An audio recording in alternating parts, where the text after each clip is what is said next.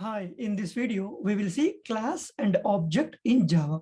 Okay, so class. Class is a blueprint or prototype or template from which objects are created. It represents the set of properties and methods that are common to all objects of one type. So this is the typical definition of class you can find everywhere.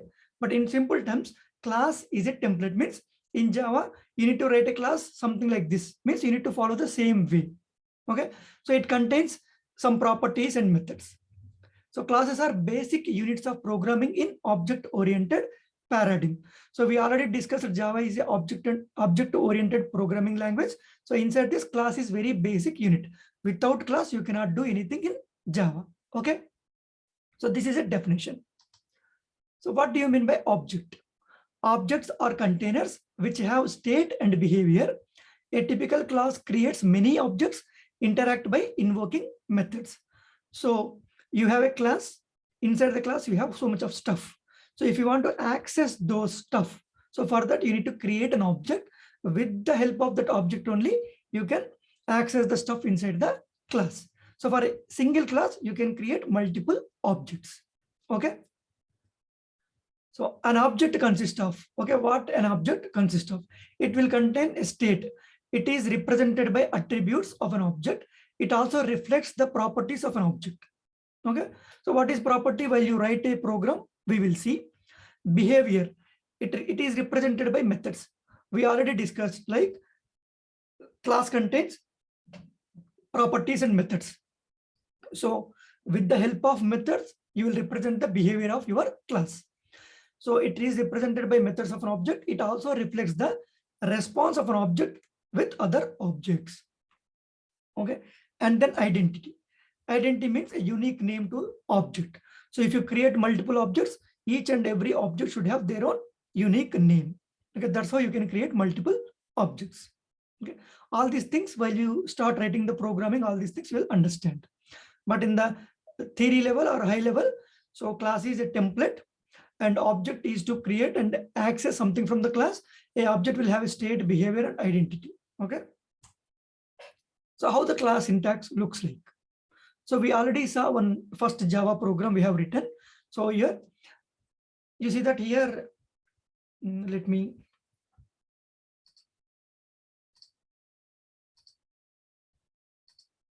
So here, what I'll do, this is a modifier. Okay, this is a modifier. So here, these modifiers are different type of modifiers are there. So with this modifier, it should start with this modifier and then class. Class is a keyword we already discussed, and then class name. Okay, and then class name. So this is how, and inside this braces, right? Inside this braces, you will have all your class related stuff. You'll have class related stuff, that properties and methods, all these things. Okay. So a class declaration may have 0 or more modifiers. Here, not only single modifier, you will have a multiple modifiers. And a keyword, class is used to declare a class. I already told you that there are so many keywords. Class is also keyword. The keyword class is used to declare a class. So if you're not writing something like this class, you cannot recognize. Java will not recognize as a class. Okay. And the class name is a user defined name of the class, which should be a valid identifier. So here you can write whatever name you want, and you need to follow the standards. We have written sample. When you write the first program, you have written sample. S is capital and sample is my class name. Right. Each class has a body which is specified inside the braces. You see that these curly braces. Without these curly braces, you cannot write. If you write also, you will get an error. So class, and you will start braces, end braces. In between only, you will write everything. Okay. The body of the class contains its different components. For example, fields and methods. Right. Fields and methods and fields, everything will be inside this. It's all the stuff inside this class. Okay. And then I'll clear this. Types of classes. Okay, there are two types of classes, abstract and non-abstract. So abstract class means these classes are abstract. These are incomplete classes. It means you cannot create an instance of this class. You can only extend these classes to implement completed their specifications. So you will have a class, inside that you will have some methods. You do not have any implementation for that. You should not write any implementation for that. So because of that, you cannot create instance, means you cannot create an object for the abstract class. Okay, those methods what you have written inside the abstract class can be implemented in other classes. So that we will see in a separate classes, but at a high level. So abstract classes are these are incomplete classes. So non-abstract class, these classes are defined their full state and behavior. These are complete classes. You can create objects to these classes. So we have written a simple program in our previous videos called My First Java Program. That is a non-abstract class. Okay, abstract classes is represented with a keyword called abstract. Okay, abstract is also one of the reserved keyword. Okay, what classes contains? Right, we already discussed that class will contain so much of stuff. That is fields, methods, constructors, static initializers, instance initializers. Then again, what is field, what is method, what is constructor, what is this initializers, all these things we will discuss a separate topics, all these in our upcoming videos. Okay, but these kind of information a class will contain. Okay, there is no rule that it should contain all this information, but the combination of this. So fields and methods, fields, methods and constructions, means constructors and static initializers. There is no rule that it should contain definitely static initializers. No, it is depends upon your requirement, but these kind of stuff a class will contain. So classes naming conventions we already discussed. It should be the class names generally should be nouns in title case with the first letter each separate word capitalized. Okay, so that we already discussed. So you can go to that video and watch what is the classes naming conventions. I explained in detail there. And what could be the possible interview questions? So before that, I will show you some images to discuss about this class. Okay, so this is a Java class and objects, how it will be. So so here I created a class called person. So you see that P is started with capital, means it should start with capital, and this person is a class. Okay. A person will have what kind of fields, means characteristics, properties. Okay, a person can have a unique ID. Okay, a person can have a name, his age, where he is living, what is his gender. So these are all a person properties. Okay, person class properties. So what is a method, means what is his behavior, how it will behave. So a person can eat, he can study, he can sleep, he can play, he can walk, he can sing, something like that. But these are all behavior. Means behavior will be represented with these methods, and these properties will be this data members, and this the class name. Okay, so this is a template.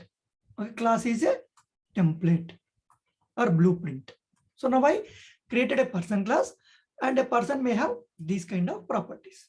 Now, with the help of this class, I can create multiple objects. Okay, when you're creating a multiple objects, you can provide this information. So name means what name, age means how much age, city means which city, gender means are male or female, I don't know, right? So just template. By using this template, I can create so many objects, and so I'll create an object one. Okay, with the object one, I will represent this kind of person. What kind of person? His name is John, his age is 35, he lives in Delhi, his gender is male. Okay, so this is a template. From this template, I am creating an object with this information. So I can create multiple objects for the same class. So I'm creating object 2. This object 2 will have a different information. If it is having same information, I can use the same object 1. No need to create another one. So in the object 2, you see this name is Desi, age is 20, she lives in Pune, her gender is female. And Jesse or Desi, whatever it is, Desi or John, both can eat. So Desi is not studying, okay, and John will play something. This is their behavior. So this is how you can represent a Java class and object. Okay, this is a template. With the help of objects, you can represent something like the physical, what is the existence of this information. You create a class. What is the purpose of creating a class? Right. So this is, I can create a number of persons with different characteristics, properties. Okay. This is one thing. I'll take this another example. Means very similar, but another example. You see, right? Here what we have? Here we have dog. Instead of person, I am taking dog. So dog properties, characteristics, what is that? It will have a breed, it will have a color, age, gender, owner. Okay. And what type of behavior a dog will do? It will eat, it will sleep, it will sit, it will run, it will bark. Okay. So this is a dog template. With the dog template, I can create different types of dog information. So object one, with the help of object one. So the breed is American Eskimo. The color is white. The age is 6 years. Gender is female. Owner is somebody's Krish. Okay. In the similar way, I can create another object to the same class. Okay. And here breed is some French. Color is black. It's 4 years. Male. Some owner is Avni. Okay. So I can create object 3. With the object 3, what I will do? The breed is Boer Boyle. Color is brown. 7 years. Male Alex. With the help of object, I can call these methods. Object 3 dot eat. Object 3 dot sleep. Object 3 dot sit. The same way object 2 dot run. Object 2 dot bark. Something like that. Object 1 dot eat. Object 1 dot sleep. Okay. So while you writing the program, it will be crystal clear, but this time it may not be 100% clear, but this is how, this is a template. With the help of template, I'm going to create a number of objects with this proper information. Okay. So let me take another example also. Means same information, but one more example. Okay. So here I created a class called car. I have captured these images from the internet, okay, to demonstrate. So this is a class, car class. Car will have what kind of properties? It will have a model, color, and brand. So many, but I just mentioned only 3. And car, how the behavior will be? Means car will have a speed and car will have a size. Okay. So here, object 1, object 2. With the help of this template, the first object, what I'm doing, this model is Ertiga, color is maroon, and the brand is Maruti. And the same way, this is XUV 500, this black color, Mahindra brand. And this is model Swift, color is red, the brand is again Maruti. So that's how I can create different type of objects with different set of information or properties. And this object 1 dot, I'll provide the speed. Object 2 dot size, object 3 dot speed, something like that. Okay. This is where another similar example. So while you moving forward in other videos, while you talking or no creating classes, methods, and creating objects, it will be very clear for you. Okay. So then going back to the PPT. So what could be the possible interview questions, right? People will ask, what is a class? What is object? What is the purpose of object? How you create a object for a class? Types of classes, abstract and non-abstract. Contents of the classes, fields, methods, constructor, right? All these things. These type of questions you may encounter. Okay. So please be prepared for all this information. That's all in this video. Thank you.